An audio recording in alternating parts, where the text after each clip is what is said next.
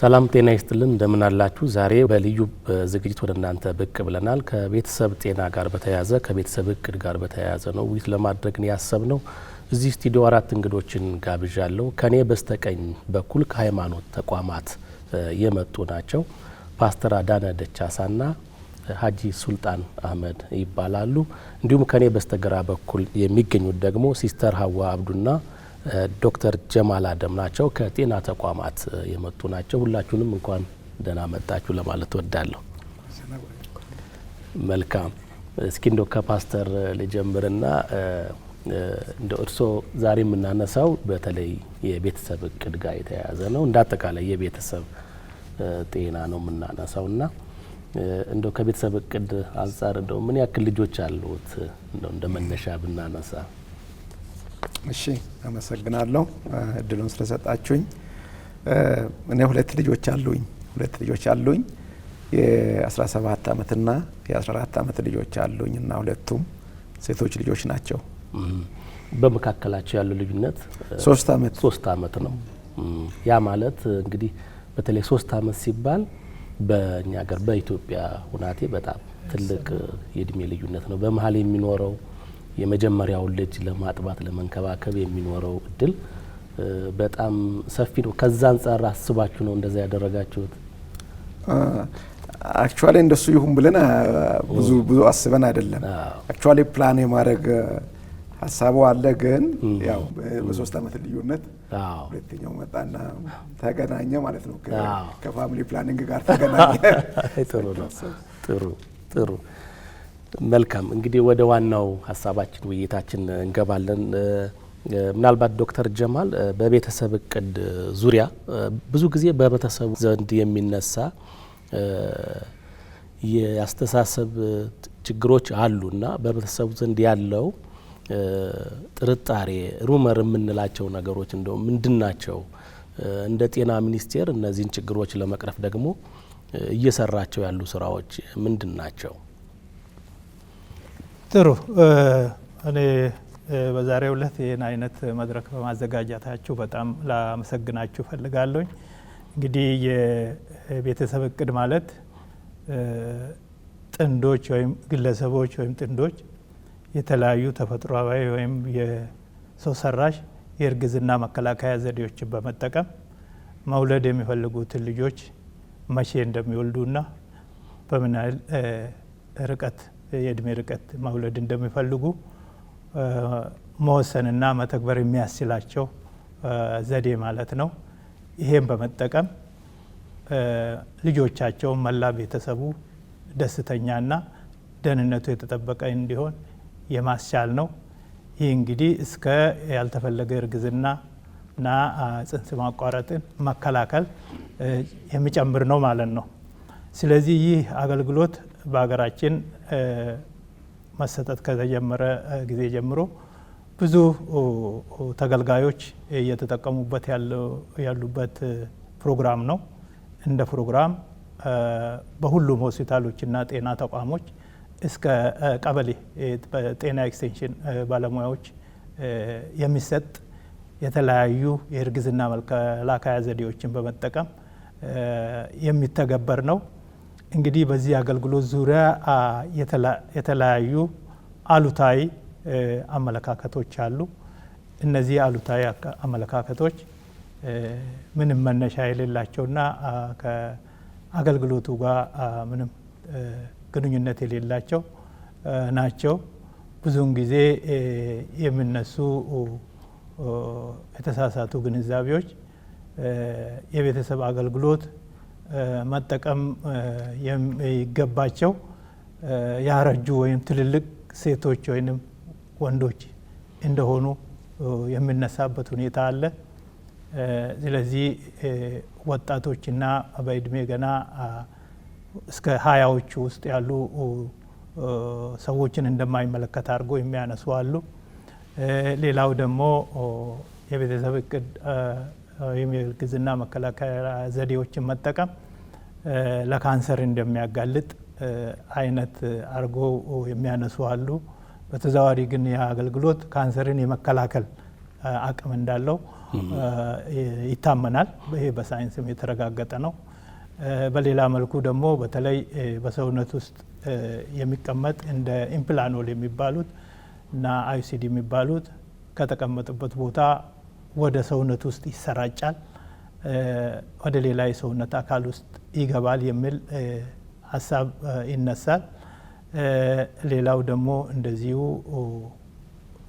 ካረገዙ አገልግሎቱን ካቋረጡ በኋላ ማርገዝ መልሶ ማርገዝ አይቻልም የሚሉ የመሳሰሉት ብዙ የተሳሳቱ ግንዛቤ ችግሮች ያሉበት እና የሚነሱ አሉታዊ አስተሳሰቦች አሉ ማለት ነው። እንግዲህ ዶክተር በተለይ እንዳነሱት ከሃይማኖት ተቋማት ጋር በተለይ ሚኒስቴሩ ይሰራል። የጤና ተቋማት እስከ ክልል ደረጃ ያሉት አጋር ሆነው ይሰራሉና እስኪ ወደ ሀጂ ልምጣና በተለይ እንዲሁ ስለ ቤተሰብ ጤና፣ የወንዶች ሚና፣ የሴቶች መብት ላይ እንደው እምነቱ ምን ያዛል፣ ምን ይደግፋል፣ እንደው ምን ያስተምራል?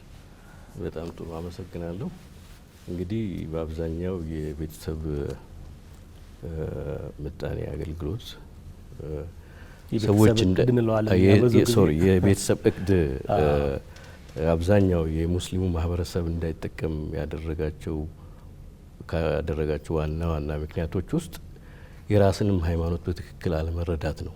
ወይ ደግሞ የሃይማኖት አባቶች ጋር ሄዶ ሃይማኖቱ ምን ይላል፣ የሃይማኖቱ መመሪያ ምንድን ነው የሚለውን በትክክል አለመረዳት ራሱ ሰርቪሱን እንዳያገኙ ወደ ኋላ የሚያስቀራቸው ነው ያየ ነው። ምንድን ነው የእስልምና ሃይማኖት የራሱ መለኮታዊ መመሪያዎች፣ መተዳደሪያዎች በፈጣሪ የተሰጠን አለ።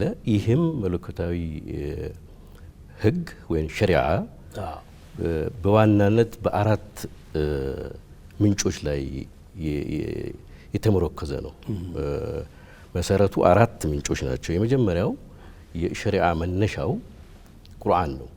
ከአላህ የተላከ መለኮታዊ መመሪያ አንዱ ቁርአን ነው። ሁለተኛው ሐዲስ ወይ ደግሞ ሱና የነቢያችን ሰለላሁ ዐለይሂ ወሰለም የእሳቸው የኖሩበት ትራዲሽን ወይ ደግሞ የእሳቸው የኑሮ ዘይቤ የተናገሩት ነገር የሰጡት መመሪያ እነዚህ ሁሉ ይካተታሉ። ሌላው ኢጅማዕ ይባላል። ኢጅማዕ ማለት ስኮለርስ ኮንሰንሰስ ወይ ደግሞ የእስልምና ሃይማኖት ልሂቃን በአንድ ጉዳይ ላይ ስምምነት ተነጋግረው ይሄ ጉዳይ ይሄንን ያስከትላል፣ ይሄን ያደርጋል ብለው ተነጋግረው የሚስማሙበትና የሚወስኑት ጉዳይ ነው።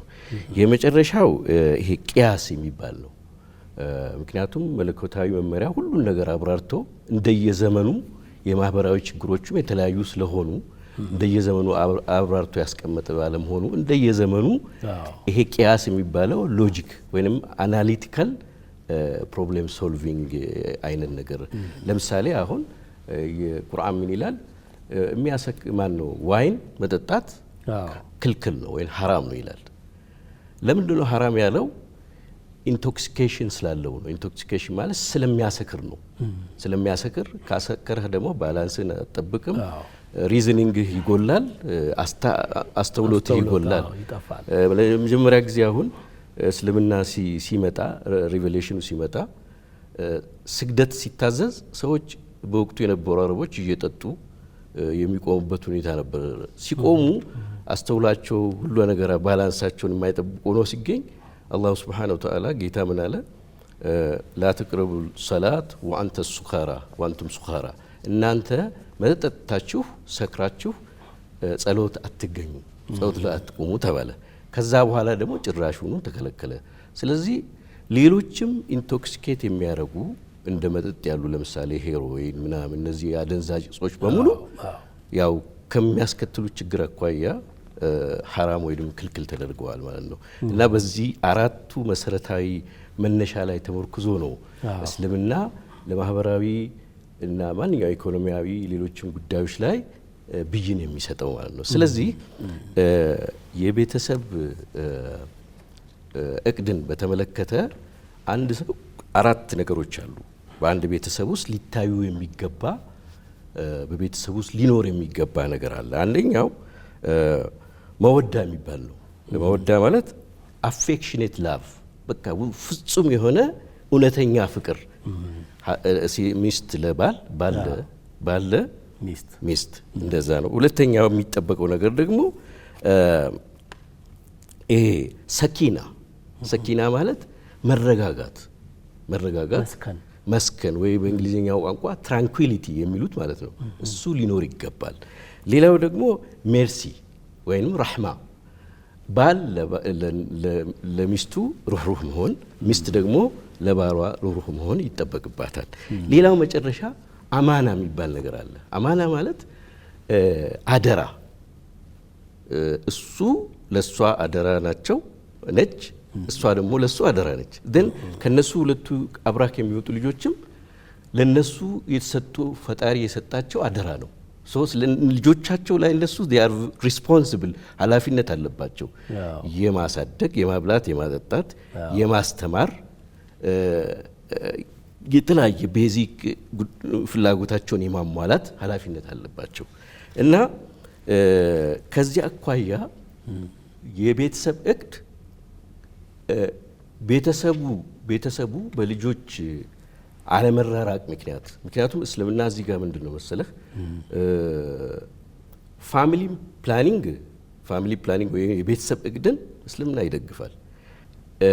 የሰዎችን ቁጥር የመቀነስ ጉዳይ አይደለም ዋና ኦብጀክቲቭ ወይም ፍላጎቱ ወይ ደግሞ ጎሉ ወይም መዳረሻው የቤተሰብን ጤና፣ የእናትን ጤና፣ የልጅን ጤና ከማስጠበቅ አኳያ ነው። ስለዚህ ልጅ ጤና፣ እናት ጤና፣ ቤተሰብ ጤና፣ አገር ጤና ይሆናል ማለት ነው። በዛ ደግሞ የቤተሰብ እቅድ መካን የሆኑ እናቶች ጭምር እንዲወልዱ የማስቻል ቴክኖሎጂን ጭምር በመንግስት በኩል በግሉ ዘርፍም ጭምር እያደገ ያለበት ሁኔታ አለና ቁጥር ከመቀነስ አንጻር ሳይሆን እንዲወልዱም የማድረግ ጭምር እስከዛ ድረስ እያደገ ነው የቤተሰብ እቅድ ለማለት ነው። ሀጂ ትክክል። ይሄንን እስልምናም ራሱ ያበረታታል።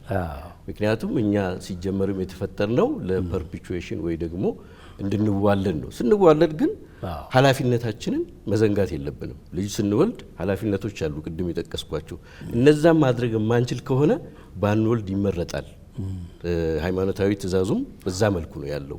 ምክንያቱም ለምሳሌ አሁን የቤተሰብ እንክብካቤ ላይ ስትመጣ ረሱል ሰለላሁ ዐለይሂ ወሰለም የተናገሩን ነገር አለ።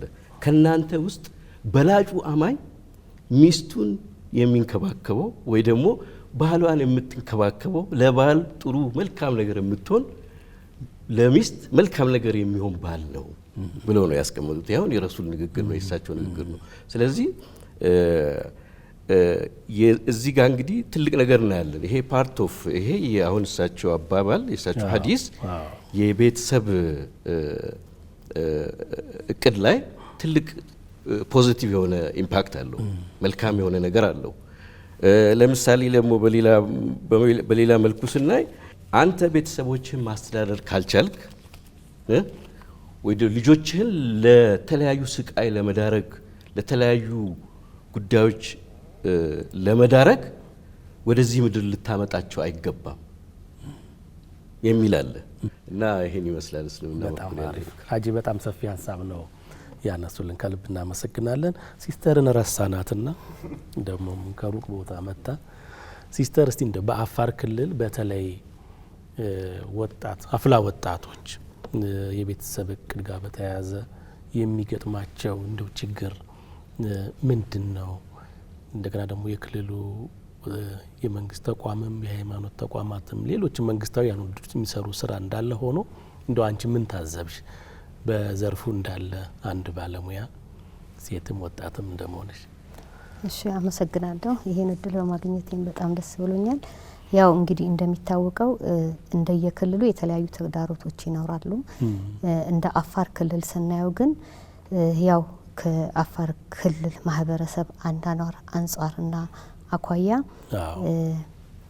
የቤተሰብ እቅድ አገልግሎቱን ተደራሽ ለማድረግ ብዙ ተግዳሮቶች እንዳሉት ያሳያል። የራሱ አገልግሎቱን ተደራሽ ለማድረግ ያም እንቅስቃሴ ላይ የተመሰረተ ስለሆነ ሰፊው ያም አንድ ተግዳሮት ነው። ሌላው በአስራዎቹ እድሜ ውስጥ ያሉ ወጣቶች ሲያረግዙ ለእናቲቱም ሆነ ለህፃኑ ተያይዞ የሚመጣውን የጤና ችግር ካለማወቅ አንጻርም የቤተሰብ እቅድን ለመጠቀም እንደዚሁ ተግዳሮት የሚሆንበት ሁኔታ ነው ያለው።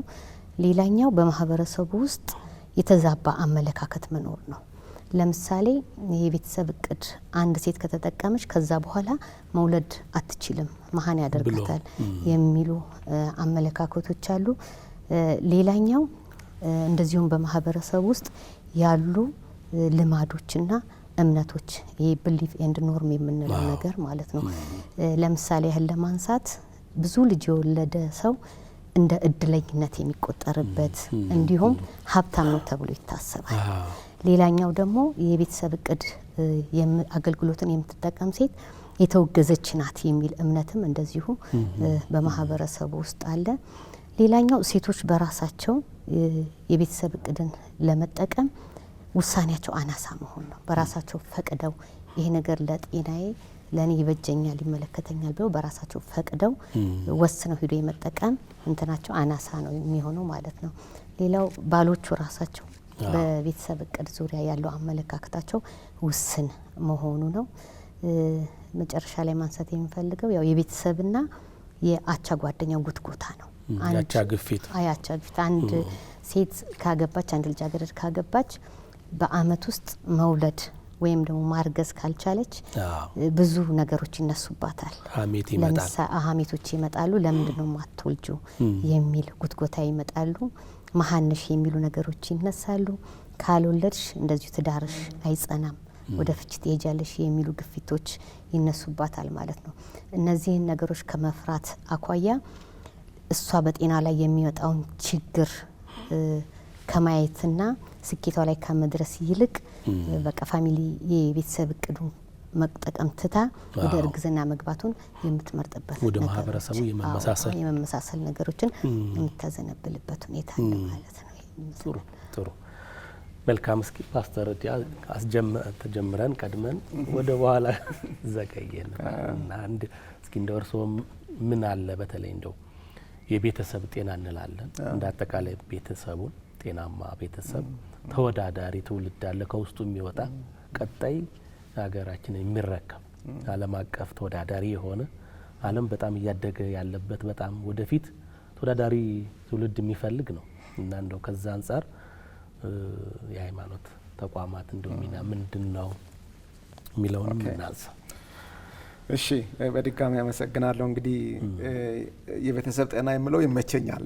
የቤተሰብ እቅድ ቤተሰብ ለጉብኝት ከሀገር ወደ ሀገር ለመሄድ ሊያቅድ ይችላል።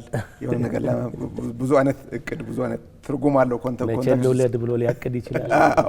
መቼ ልውለድ ብሎ ሊያቅድ ይችላል። ብዙ ነገር አለና የቤተሰብ ጤና የምለው ሀሳብ ይመቸኛል እና እንግዲህ ቤተሰብ ለሰው ልጅ ፈጣሪ ነው ለቤተሰብ ልጅ የሚሰጠው መሰረቱ ሰው ሆኖ የሚያድግበት የመጀመሪያ ቦታ ቤተሰብ ነው እና ቤተሰብ ለቤተሰብ ጤና ሃይማኖት ተቋማት ከፍተኛ ቦታ ነው የሚሰጡት። እኔ በኢትዮጵያ ሃይማኖት ተቋማት ጉባኤ ውስጥ ነው የምሰራው። ከተለያዩ የሃይማኖት መሪዎች፣ ባለሙያዎች፣ አባቶች ጋር እንሰራለን።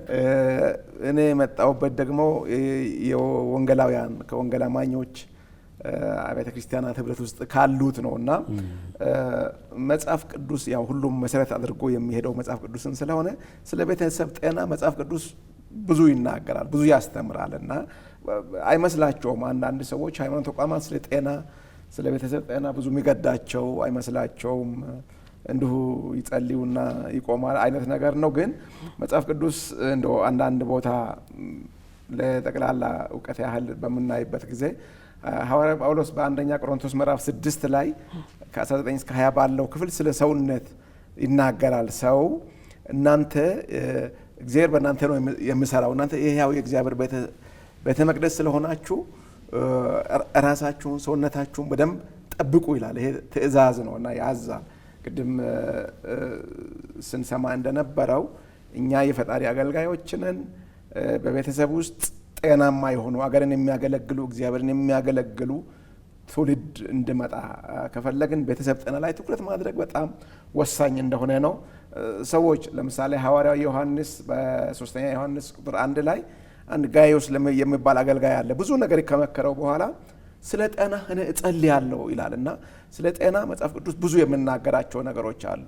ዘጸአት ላይ እግዚአብሔር ለሕዝቡ ሲናገር እኔ እግዚአብሔር አምላክ እኔ እፈውሳለሁ ፈዋሽ ነኝ ይላል እና ጤና ሲቃወስ ቤተሰቡ አንድ ሰው ሲታመም የቤተሰቡ ጤና ሁሉ ይረበሻል። እኔ ልጆቼ ሲታመሙ የሆነ ነገር ሲሆኑ ፊልድ ሆኜ ስራ ሆኜ ጤናማ አልሆንም፣ ሀሳቤ ይከፈላል፣ ውጤታማ ስራ አልሰራም እና የቤተሰብ ጤና ስተብል የሆነ ላይፍ እንድንኖር ያደርገናል። መጽሐፍ ቅዱስ ይህንን ያስተምራል እና በታሪክም በኢትዮጵያ ውስጥ አሁን ያሉት በተለይ የክርስትናውን ዊንግ በምናይበት ጊዜ ብዙ የጤና ተቋማትን በአገር ውስጥ የጀመሩ ናቸው። ሆስፒታሎች፣ ትላልቅ እንትኖች አገር ውስጥ የጀመሩት በሃይማኖት ተቋማት ነው። ስለዚህ ምን ማለት ነው? ለጤና ሃይማኖት ተቋማት ቦታ ይሰጣሉ።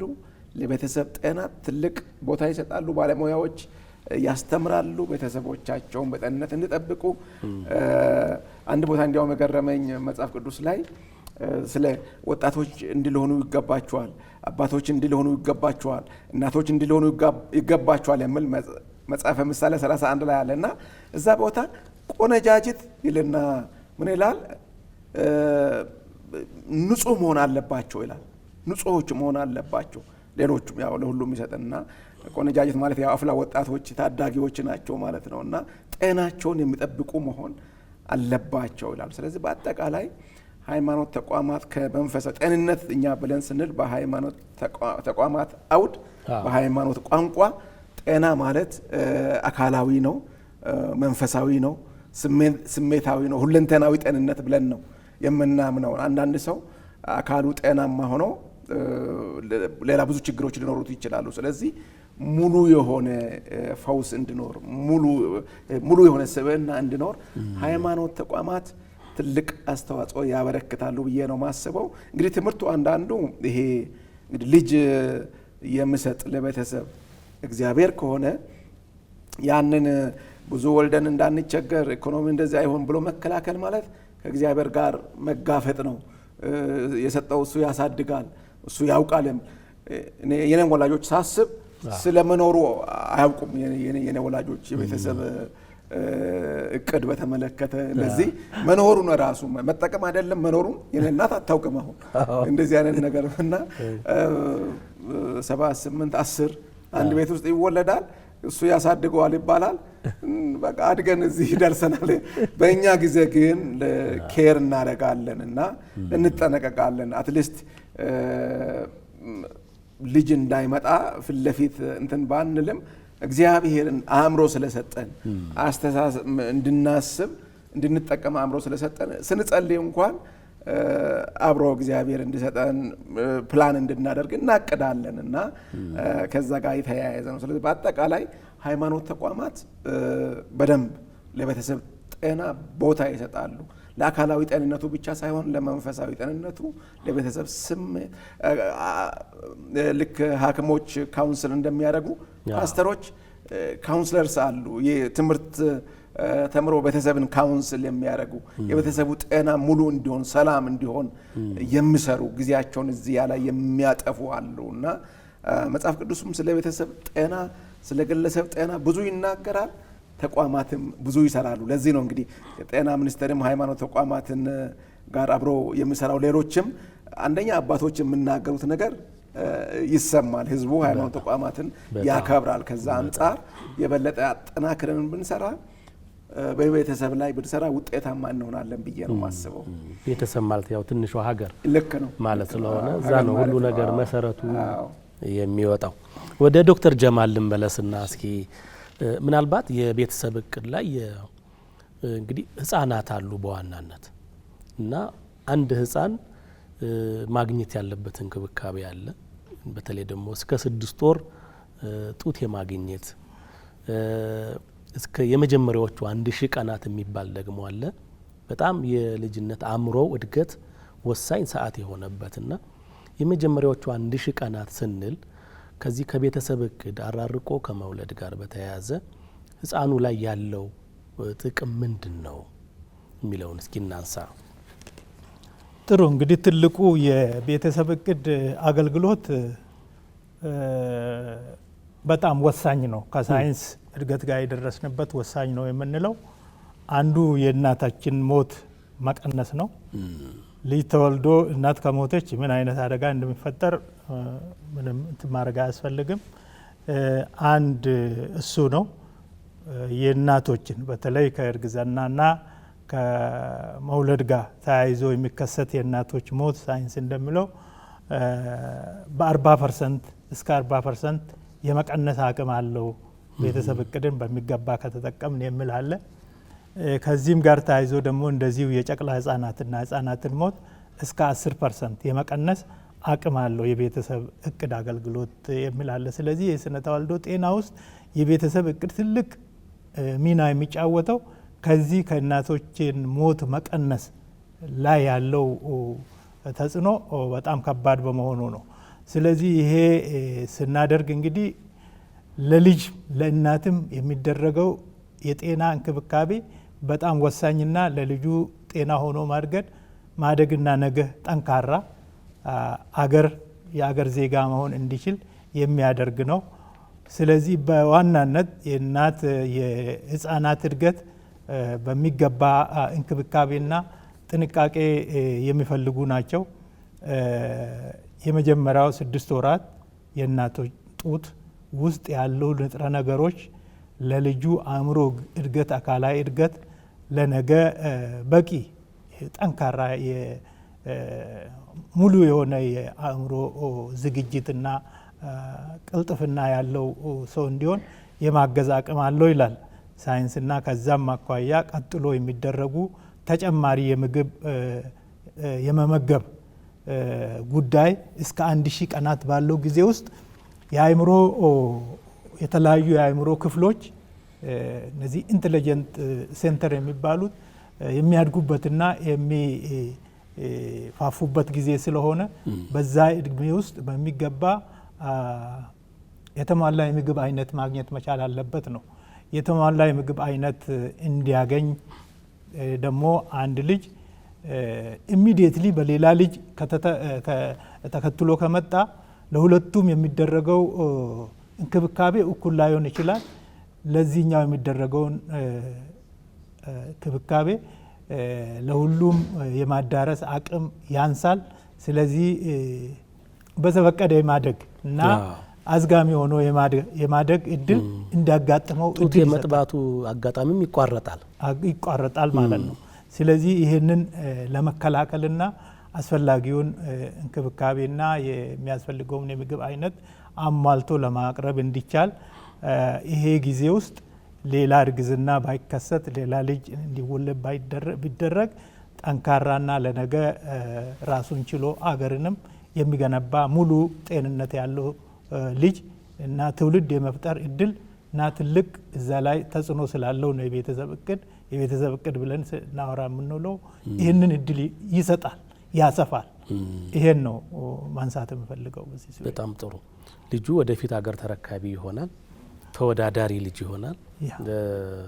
ዶክተር እንዳሉት ደግሞ በተለይ አእምሯችን ተሰርቶ የሚያልቀው እስከ 2 ዓመት ባሉት ጊዜያት መሆኑ ከዛ በኋላ ጥቂት ነው የሚጨምረው የሚለው ነገር በጣም ርብርብ መደረግ ያለበት ሰዓትና ጊዜ መሆኑን አመላካሽ ነውና ሲስተር እንደው እዚህ ላይ ትንሽ ብጨምርልኝ ደስ ይለኛል። በተለይ እንደው የቤተሰብ እቅድ ስንል አቅዶ ስለመውለድ አቅዶ ስለማርገዝ ነውና በተለይ እንደው ከልጁ አንጻር አቅዶ ወጣት ሴት አቅዳ ስታረግዝ ልጁን ታቅዶ የሚጠባበት ጊዜ ተጨማሪ ምግብ የሚያገኝበት ጊዜ እነዚህ በሙሉ ተሟልተውለት ታቅዶ የተወለደ ልጅና በአጋጣሚ የተወለደ ልጅ የሚኖረው ልዩነት እንግዲህ በጣም ይታወቃልና እንደዛ ላይ ትንሽ ሀሳብ ብትጨምሪ። እሺ፣ አመሰግናለሁ። ያው በመጀመሪያ ለማርገዝም ለመውለድም መዘጋጀት ያስፈልጋል፣ ማቀድ ያስፈልጋል። አካላዊም አእምሮዊም ዝግጁነት ያስፈልጋልና ዝም ብሎ ዝግጁነት ሳይኖር የሚወለደው ህፃንና ተዘጋጅታ የምትወልደው ህፃን አንድ አይደለም። ተዘጋጅታ የምትወልደው ህፃን ከመምጣቱ በፊት ብዙ ዝግጅቶች ይደረጉለታል። የሚመገበው ምግብ፣ የሚለብሰው ልብስ በምን ጊዜ ያህል ይጠባል የሚለው ሁሉ ነገር ይታቀድላታል። እናትየዋ ራሱ ለጽንሱ የምትመገበው ሁሉ አለ፣ ምግብ ይኖራታል። ራሷንም ታዘጋጃለች፣ አእምሯንም ታዘጋጃለች። ያለ እቅድ የሚመጣ ልጅ ግን እናትየው ራሷ ዲፕሬሽን ውስጥ ስለምትገባ ራሷን ሳታዘጋጅ ስለሆነ የመጣባት ራሷ ወደ ዲፕሬሽን ስለምትገባ ምንም አይነት ዝግጅት ሳይኖራት ስለሆነ የመጣባት እንኳን ለጽንሷ ለራሷ መሆን የማትችልበት ሁኔታ ነው የሚሆነውና ያለ እቅድ የመጣ ልጅ በእቅድ የተገኘ ልጅ ጋር እኩል አይነት እንክብካቤም ዝግጅትም አይኖረውም ማለት ነው። መልካም፣ በጣም ጥሩ ሀጂ። እንደው ወደ እርስዎ ልመለስና በተለይ እንደው የመንግስት ተቋማት ሃይማኖት ተቋማትን እየቀረበ ከቤተሰብ ጤና፣ ከቤተሰብ እቅድ፣ ከህፃናት ጤና፣ ከእናቶች ጤና ጋር በተያያዘ እንደው አብሮ የሚሰራበት አጋጣሚ ባለ ሰፊ ነው። እንደገና ደግሞ የሃይማኖት ተቋማቱም ብዙ ጊዜ ወደ መንግስት ተቋማት ቀረብ ብሎ የመስራቱ እንደው ኢኒሺዬሽኑ አስቀድሞ የማሰቡ ነገር እንደው መኖር የለበትም ወይ ይላሉ ወይ? እንደው እዛ አካባቢ የተወሰነ ሀሳብ ቢሰጡኝ። የህብረተሰቡ የማን ነው? የሃይማኖት ተቋማቱ አይደለም ወይ በባለቤትነት? መልካም አመሰግናለሁ። በድጋሚ እስካሁን በቤተሰብ እቅድና በጎጂ ልማዳዊ ድርጊቶች ዙሪያ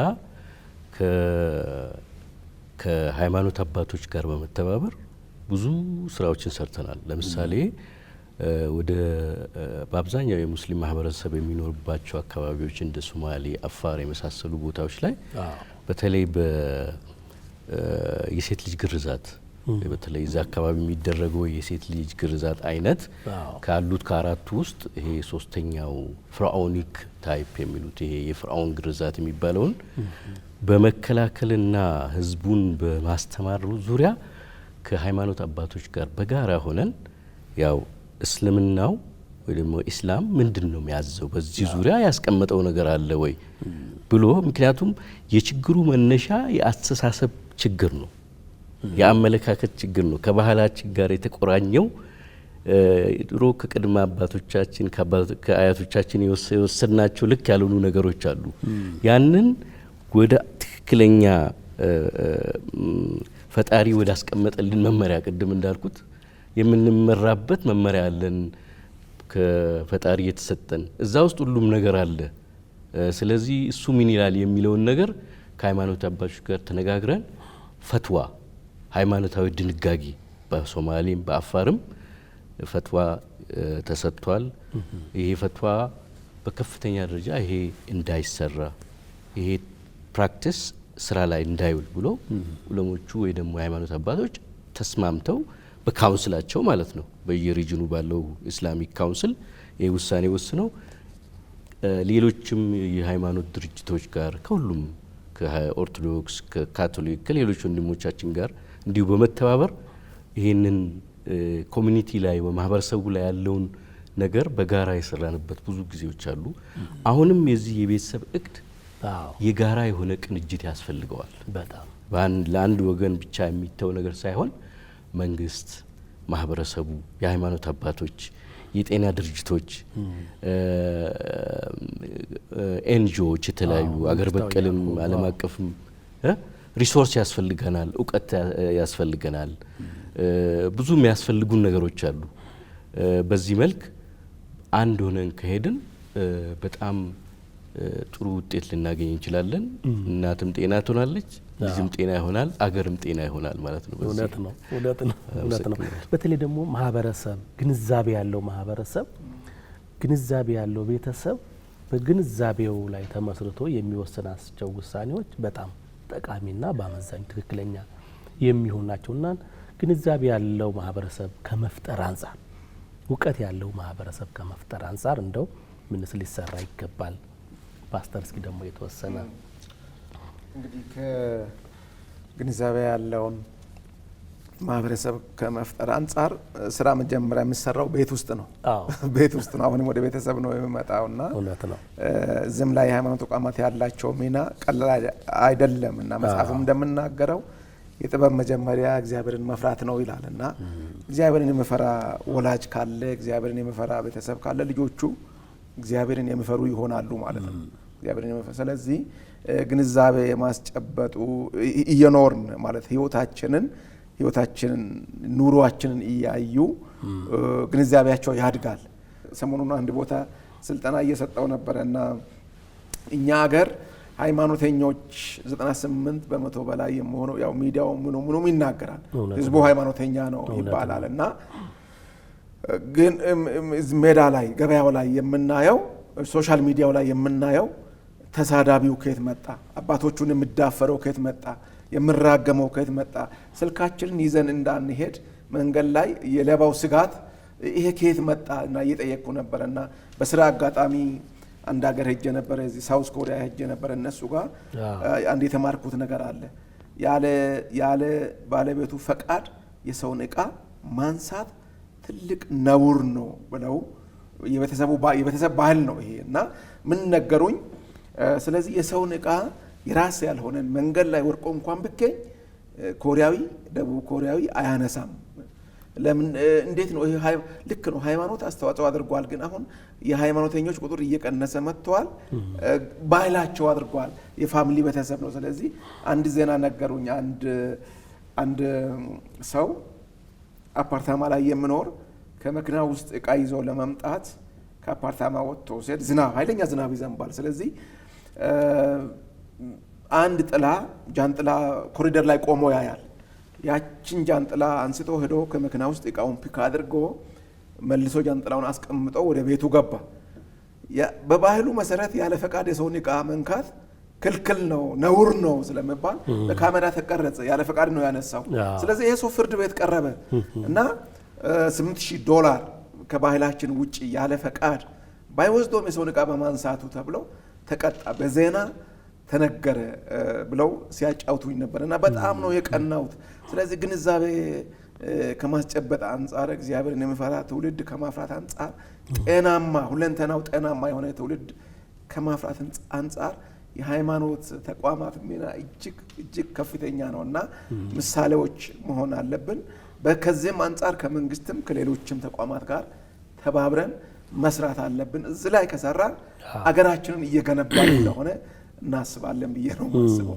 ጥሩ ሀጂ እዚህ ላይ እንደውም ቢጨምሩ ደስ ይለኝ ነበረ ምንድነው ግንዛቤ ያለው ማህበረሰብ ሲኖር እንግዲህ ከግንዛቤው አንፃር ውሳኔውን በዛ ግምት ውስጥ አስገብቶ ይወስናልና ግንዛቤ ከመፍጠር አንፃር እንደው ምን ስራዎች ሊሰሩ ይገባል ግንዛቤ ካለን ግድ የለም የመወሰን እድሉ አይከፋም ከሚል ሐሳቤ ነው በጣም ጥሩ ጥያቄ ነው የመጀመሪያው ስራ እንዲያውም ይሄን የቤተሰብ እቅድንም ሆነ ሌሎች ማህበራዊ ችግሮችን ልንቀርፍ የምንችለው ስለ ችግሩ ግንዛቤ መፍጠር ነው መጀመሪያ ግንዛቤ ምን አይነት ችግር ነው የሚለውን አብዛኛው ሰው ግንዛቤ ስለሌለው ግንዛቤ ያለው ሰው ምሁራንም ሆኑ የሃይማኖት አባቶችም ሆኑ የጤና ባለሙያዎችም ሆኑ ስለዛ ችግር ግንዛቤ የመስጠት ሰው እንዲገነዘብ የማድረግ ስራ የመጀመሪያ ስራ ነው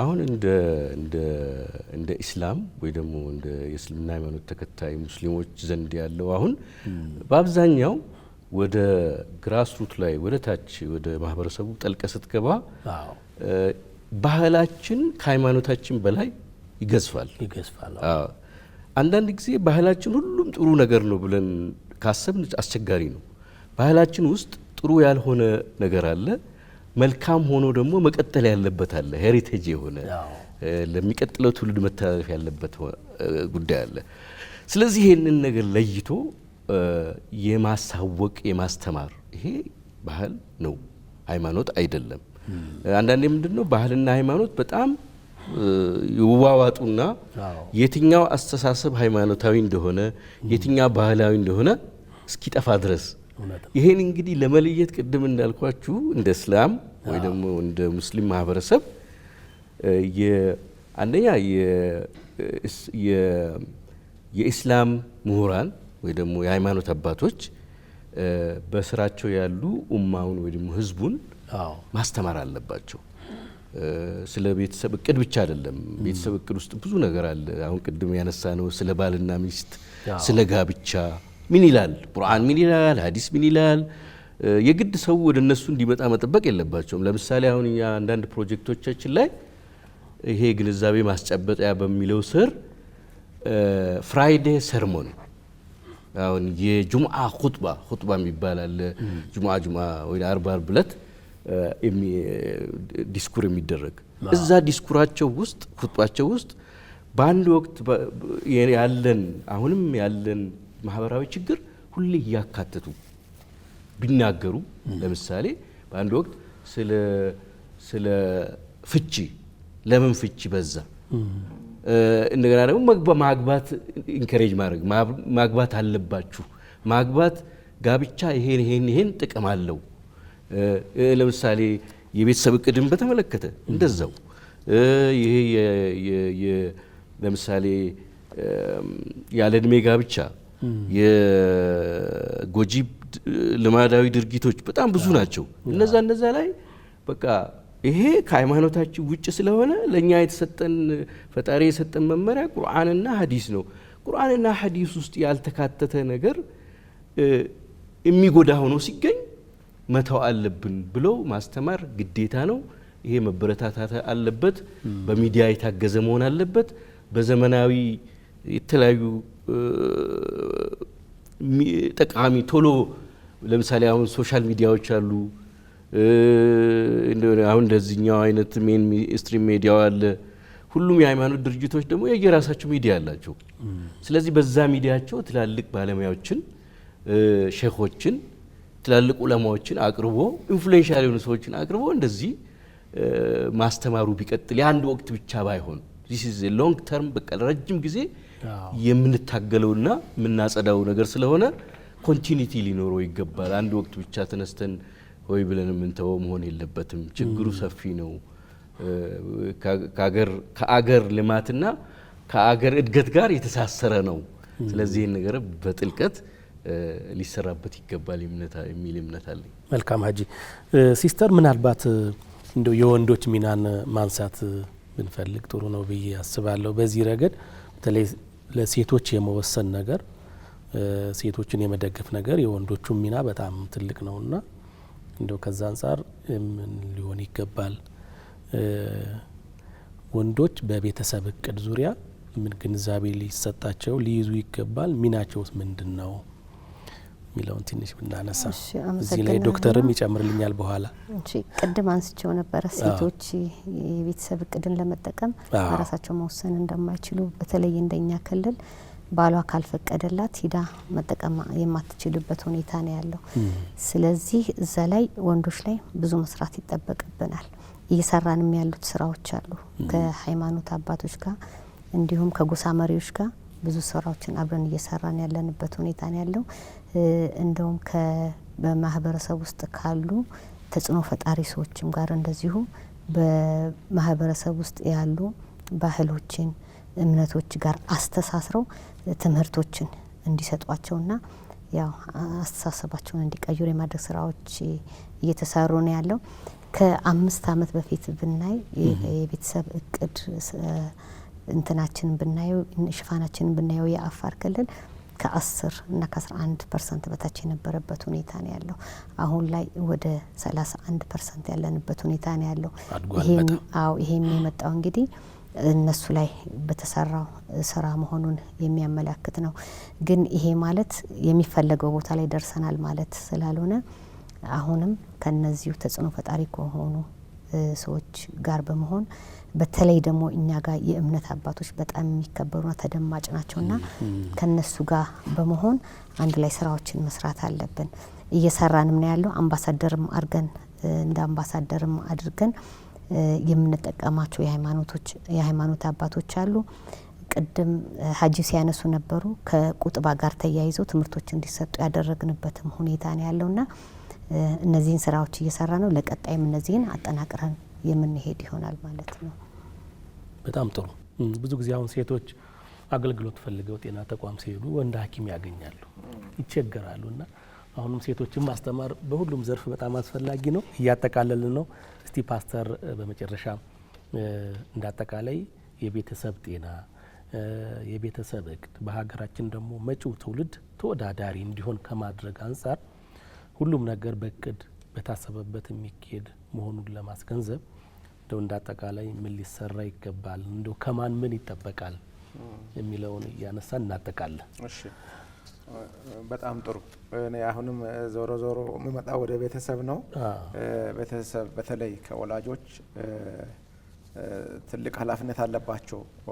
ወላጆች ጤናማ ቤተሰብን ከመገንባት አንጻር ለልጆቻቸው ሞዴል መሆን ይኖርባቸዋል ብዬ ነው ማስበው። ምሳሌ መሆን ይጠበቅባቸዋል። ልጆቻቸውን ማቅረብ በእኛ ባህል እንግዲህ ብዙ ልጆቻችንን አናውቅም እና ውሏቸው ለጓደኞቻቸው ነው ብዙ ነገር የምናገሩት እና ልጆችን የምንሰማበት ጊዜ ቦታ ብዙ አንሰጥም እና ከጓደኛ ነው የምንሰማው። ስለ እነሱ ከጓደኛ ከጎረቤት ነው የምንሰማው እና እንደሱ መሆን የለበትም። እናቶች እዚህ ላይ ጎበዝ ናቸው። ለልጆቻቸው ከአባቶች ይልቅ ከወንዶች ይልቅ ቅርብ ናቸው እና በነም በቤተሰብ እንደማየው ግን አልፎ አልፎ ለመነጋገር ለመወያየት ጊዜ መስጠት በጣም አስፈላጊ ነው። በተለይ አፍላ ወጣቶች ያልተገባ ነገር ውስጥ ገብተው ጤናቸው እንዳይቃወስ ቀሪ ዘመናቸው ችግር ውስጥ እንዳይገባ ማገዝ ያስፈልጋል። እነሱን መንቶር ማድረግ ያስፈልጋል። አቅጣጫ ማሳየት ያስፈልጋል። ፈሪሃ እግዚአብሔርን ማሳየት መስማት ኢንኬስ ደግሞ ችግር ውስጥ አልፎ አልፎ ከአቅም በላይ በሆነ ጉዳይ ችግር ውስጥ የሚወድቁበት ጊዜ አለ።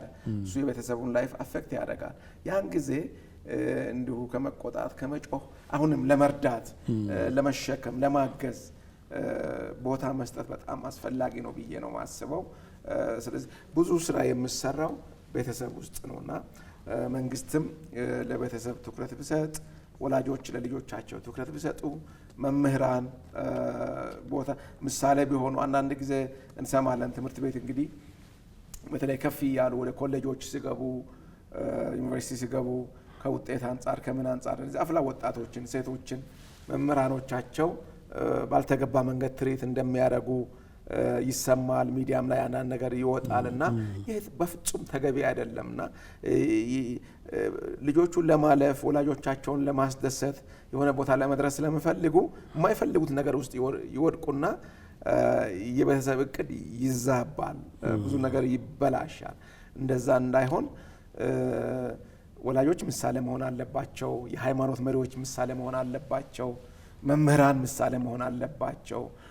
ለሌላውም ግድ ልንሰኝ ከኛ ቤተሰብም ውጪ ከራሳችን ቤተሰብ ውጪ የጓደኞቼ፣ የጎረቤቶቼ፣ የአካባቢው የቤተሰብ እነሱ ሲጎዱ ጉዳቱ የኔ ስለሆነ እነሱም ላይ ኢንቮልቭ ማድረግ አለብን። ትስስራችን በፊት የነበረው ይሄ ማህበራዊ ትስስር መጠናከር አለበት።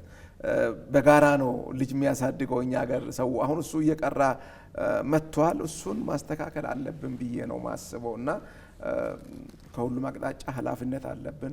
ሃይማኖት ተቋማት ምን አይነት ፋሚሊ እየገነባን ነው መጠየቅ ጥሩ ነው። እኔ ከማምንበት ቤተ እምነት ሰዎች ትዳራቸውን ቤተሰቦቻቸውን አክብረው እየኖሩ ነው ወይ? ጥሩ ትዳር አላቸው ወይ? ጥሩ ልጆችን እያሳደጉ ነው ወይ? ምንድነው የኔ ችግር ብለው የሃይማኖት አባቶች ራሳቸውን መጠየቅ አለባቸው። ምን ያህል ኢንቨስት አድርገናል? ወላጆችም እንደሱም ስለ ልጆቻቸው ሲያስቡ እንደሱ ማድረግ አለባቸው። ኃላፊነቱ ዘርፈ ብዙ ነው። እግዚአብሔር እንግዲህ ጤናማ የሆነ ሁለንተናው ጤና የሆነ ቤተሰብ ይስጠን እላለሁ። አመሰግናለሁ። አሜን። ሀጂ እርስዎም እስኪ የተወሰነ ሀሳብ እንዲሰጡ እንፈልጋለሁ። እንደ አጠቃላይ በተለይ እንደ ሀገራችን ተወዳዳሪ ትውልድ ከመገንባት አንጻር መጪውን ጄኔሬሽን ከማሰብ አንጻር ብቁ እና ተወዳዳሪ ዜጋ ቴክኖሎጂ በጣም እየዘመነ እየከበደ ነው ዓለም አሁን ላይ እና ተመጪው ትውልድ ተወዳዳሪ መሆን ያስፈልገዋልና ከዚህ አንጻር እንደው በቅል ላይ የተመሰረተ ቤተሰብን ከመመስረት አንጻር እንደው ከማን ምን ይጠበቃል የሚለውን ሀሳብ እንዲሰጡኝ ነው። እንግዲህ እንደ ሀገር ሁሉም ስቴክ ሆልደርስ ወይም ባለድርሻ አካላት የሚጠበቅባቸው ብዙ ስራዎች አሉ። ለምሳሌ መንግስት አሁን ብዙ የሚጠበቅበት ነገር የቤተሰብ እቅድ አካል የሆኑትን ለምሳሌ ኮሞዲቲዎችን የማቅረብ ኮሞዲቲ ማለት እዛ ጋር የምንጠቀምባቸው የጤና ድርጅቶች ጤና ባለሙያ ስራ ላይ የሚያውሏቸው መድኃኒት ሊሆኑ ይችላሉ፣ የተለያዩ ነገሮች እነዛን ግብአቶች የማቅረብ ሁኔታ ሊኖር ይገባል። ሌላው የጤና ባለሙያዎችም ደግሞ ተገቢ የሆነ ዘመኑን ጋር አብሮ የሚሄድ ስልጠና ምክንያቱም ሜዲካል ሳይንሱ በየጊዜው አድቫንስ እያደረገ ነው የሚሄደው።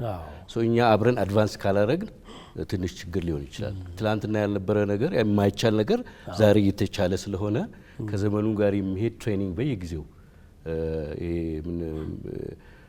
እንትን ማድረግ ያስፈልጋል፣ ትሬኒንግ ያስፈልጋል። ወደ ማህበረሰቡ ደግሞ ስንመጣ ሁሉም የየራሱ ሮል መጫወት አለበት። ለምሳሌ መንግስት ላይ አንድ ያልጨረስኳት ነገር ሌላው ካሪኩለም ለምሳሌ ኢንዶኔዥያ ሄጄ ጎብኝቼ ነበረ። በዚሁ ጉዳይ በዚሁ በቤተሰብ እቅድ በተመለከተ ኢንዶኔዥያ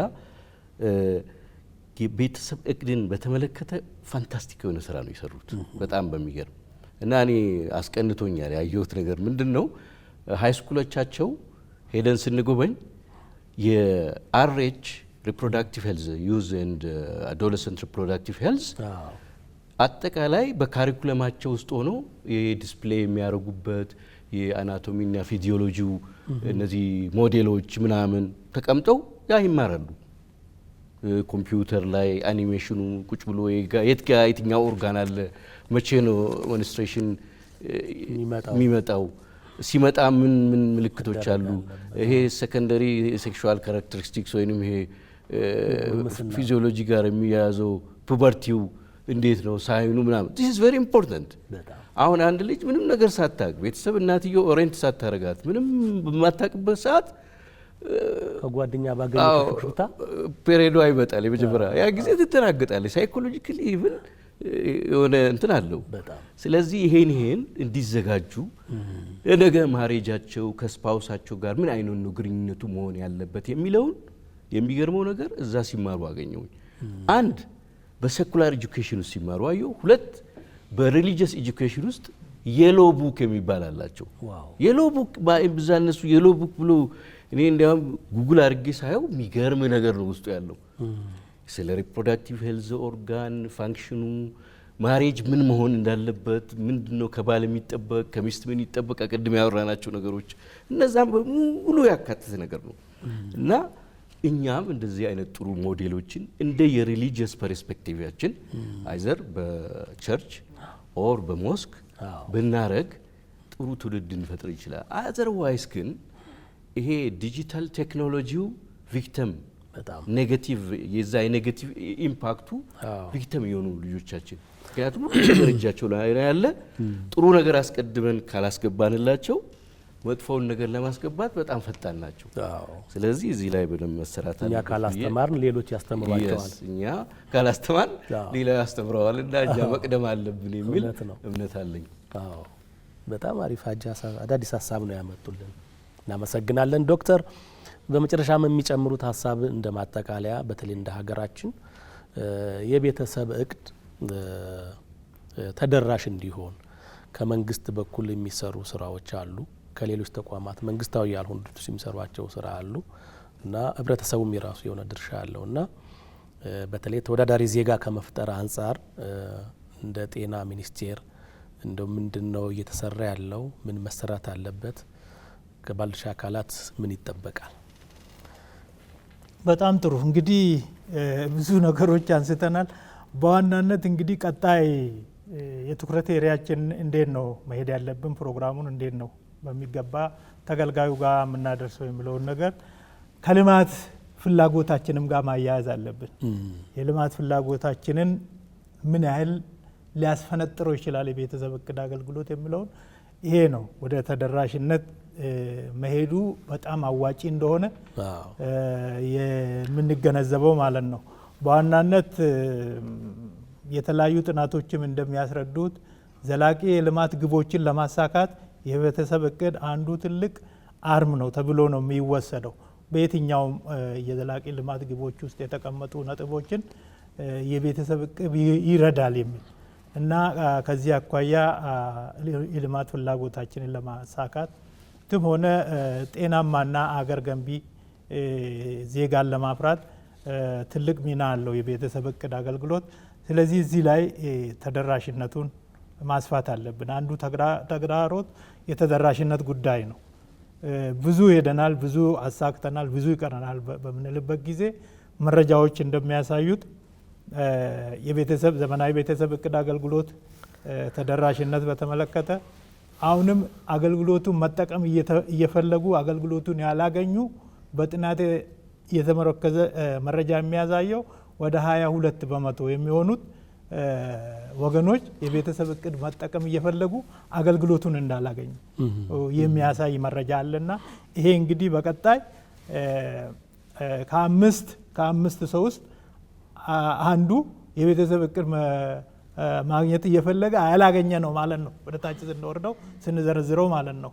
ስለዚህ ይህን ለማሳካት ብዙ መሰራት እንዳለበት አይቶ ነው እየሰራ ያለው ጤና ሚኒስቴር። እዚህ ላይ እንግዲህ አንዱ በክልሎች መካከል ያለው የአገልግሎት ተደራሽነት አሁንም በጣም ሰፊ ነው። አዲስ አበባ ላይ ብዙ ተዳርሷል።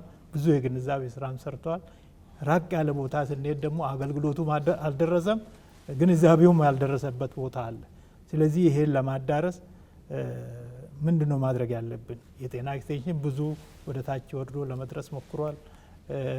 ሌሎችም የጤና ተቋማትን ወደ ታች በማድረስ በከፍተኛ የጤና ባለሙያዎች የሚሰጡ አገልግሎቶችን ደግሞ መካከለኛ ስልጠና ያላቸው የጤና ባለሙያዎች መስራት እንዲችሉ ይሄ ታስክ ሼሪንግ የሚባለው አገልግሎት አሰጣጥን በጣም ሶፊስቲኬትድ ስልጠና ከሰለጠኑ ባለሙያዎች ወደ መካከለኛ በማውረድ አገልግሎቶቹ ተደራሽ እንዲሆኑ የማድረግ ስራዎች ትኩረት ተሰጥቶ እየተሰራበት ነው ያለው። ከዚህም አልፎ ደግሞ በተለይ እነዚህ በሚገባ ስልጠና ያልወሰዱ ባለሙያዎችን በማሰልጠን በጤና ኬላ ደረጃ አገልግሎቱ እንዲሰጥ ከማድረጉም አልፎ እነዚህ ግብአቶች እዛ እንዲደርሱ የማድረግ አስፈላጊውን የአቅርቦት ስራዎች መስራት አለብን። ከዛ አልፎ ደግሞ የግንዛቤውን ስራ በሚገባ ተሳስረን ከአጋር ድርጅቶች ከሁሉ በላይ ደግሞ አሁን የጀመርነው ከሃይማኖት ተቋማት ከሃይማኖት አባቶች ጋር በሚኖሩበት አካባቢም ላይ አስፈላጊውን የግንዛቤ ማስጨበጥ ስራ ተሰርቶ በወጣቶች ላይ ደግሞ ያተኮረ ስራ መስራት አለብን ማለት ነው። ወጣቶችን ተደራሽ ማድረግ መቻል አለብን። ለወጣቶች ምቹ የሆነ አገልግሎት ኤሪያ ማመቻቸት አለብን። ስለዚህ እዛ አካባቢ ላይ መሰራት አለብን። ብልህ ጅምር የሚባል አገልግሎት ጀምረናል። አሁን እየተስፋፋ ነው። የተወሰኑ ክልሎች ላይ ጀምረን ውጤታማነቱን አይተን አሁን ለሁሉም ክልሎች እያዳረስን ያለ ነው። ብልህ ጅምር ከ15 እስከ 19 ዓመት ዕድሜ መካከል ያሉት ያገቡ ጥንዶች በብልህ አካሄድ ቀጣይ ህይወታቸውን እንዲመሩ ወዲያው ልጅ ከማግኘት በፊት የኢኮኖሚ ሁኔታቸውን እንዲያዩ እንዲያስቡ ሁለት ሆኖ የሚኖሩበት ሁኔታ አንድ ሰው ሲወለድ ተጨማሪ አገልግሎት ማቅረብ እንዳለባቸው ቤተሰቡ ለዛ የተዘጋጀ እንዲሆን በሩጫ መደረግ እንደሌለበት እንዲያውቁና ለዛ እንዲዘጋጁ የማድረግ ስራዎችን እየሰራን ነው ያለነው ማለት ነው። ሌሎቹ ደግሞ አስፈላጊውን ጥንቃቄ እንዳያደርጉ በሚገባ የመታቀቡን አካሄድ እንዲያስቀድሙ ከመታቀብ ያልቻሉ ደግሞ መጠንቀቅ እንዳለበት በሚገባ በማስተማር ይህንን ወጣቶችን ማዕከል ያደረገ አገልግሎት ተደራሽ እንዲሆን በየጤና ተቋማቱ በየወጣት ማዕከሉ ከትምህርት ቤቶች ጋር ደግሞ የሚደረጉ ስራዎች መምህራንን በማስተማር የትምህርት ቤት ውስጥ ያሉ ክለቦችን በማጠናከር በዚህ ጉዳይ ዙሪያ ግንዛቤ እንዲያስይዙ የማድረግ ስራዎች እየተሰሩ ነው ማለት ነው። እነዚህን አጠቃላይ የግብአት አቅርቦት፣ የግንዛቤ ማያዝ፣ የባለሙያ ማሰልጠን፣ የአገልግሎት ተደራሽነትን እንደ አጠቃላይ በፓኬጅ በመስራት ችግሮችን በመቅረብ በመገምገምና የመረጃ ስርዓትን ደግሞ በማጠናከር የት ደርሰናል፣ ምንድን ነው የሚቀረን፣ ለምን እዚህ ጋር ተሳሳት የሚለውን በሚገባ በጋራ እያየን ችግሮችን እየፈታን እየተማርንበት ተደራሽነቱን የምናጠናክርበት አሰራር ይዘን ነው እየሰራን ያለ ነው ማለት ነው። በጣም ዶክተር ከልብ እናመሰግናለን። ሲስተር ሀዋ በመጨረሻ እንደው ምናልባት አሁን እንደ አፋር ክልል በተለይ በርከት ያለ ለውጥ አለ። ከ5 ዓመት በፊት ከነበረበት አሁን ላይ ብዙ ለውጥ አለ። ከዚህም በላይ ግን ለመሻገር እንደው ምን ሊሰራ ይገባል፣ የባለድርሻ አካላት ሚናስ እንደው ምን ሊሆን ይገባል የሚለውን አስተን እናጠቃል። እሺ፣ አመሰግናለሁ። ያው እንደሚታወቀው የወጣቶችና የአፍላ ወጣቶችን ጤና እንዲሁም ብሎም የቤተሰብ እቅድን አጠናክሮ ለመቀጠልና ተደራሽ ለማድረግ የአንድ አካል ብቻ ተደርጎ መተው የለበትም። መንግስታዊ የሆኑ መንግስታዊ ያልሆኑ ድርጅቶች እንዲሁም የሃይማኖት አባቶች፣ የጎሳ መሪዎች፣ በማህበረሰብ ውስጥ ያሉ ተጽዕኖ ፈጣሪ ባለድርሻ አካላቶች ርብርብ ይጠይቃል። እነዚህ ተጋግዘው አንድ ላይ ከተሰራ የተፈለገውን ያህል ሊያስኬደን ይችላል ማለት ነውና እንደዚህ አንድ ላይ ተቀናጅተን መስራት ይኖርብናል የሚለውን መልእክት ነው ማስተላለፍ እንፈልገው። አመሰግናለሁ። መልካም ሲስተር ሀዋ አብዱ እንዲሁም ዶክተር ጀማል አደም የጤና ተቋማትን በመወከል በተለይ ከቤተሰብ እቅድ ጋር በተያያዘ እንደ ጤና ተቋማት እየተሰሩ ያሉ ስራዎችን በተመለከተ ለሰጣችሁን ሰፊ ማብራሪያ ከልብ አመሰግናለሁ።